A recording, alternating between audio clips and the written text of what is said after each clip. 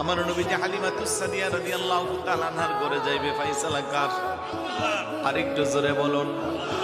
আমার নবী দুনিয়াতে আসলো, আসমানের ফেরেশতারা ডাক দেখো, আল্লাহ তোমার হাবিবের লালন পালনের দায়িত্ব আমাদের কাছে দিয়ে দাও। আমরা ফেরেশতারা আসমানে আসমানে ভ্রমণ করায়া লালন পালন করব। আকাশের পাখিগুলো ডাক দেখো, আল্লাহ তোমার হাবিবের লালন পালনের দায়িত্ব আমাদের কাছে দিয়ে দাও। জঙ্গলের পশুগুলো ডাক দেখো, আমাদের কাছে দাও। আমার আল্লাহ বলেন, আনা রব্বি বিগয়রি রিদাইন ওয়ালা সাবাবিন, কোনো কারণ ছাড়া আমি আল্লাহ চাইলে আমার হাবিবের জিম্মাদারি নিতে পারি। আমি আল্লাহই লালন পালনের জন্য যথেষ্ট। তবে দুনিয়ার একটা পদ্ধতি আছে, দুনিয়ার একটা নিয়ম আছে। নবজাতক সন্তান দুনিয়াতে আসলে কোনো না কোনো ভার করবে, দুধ পান করবে।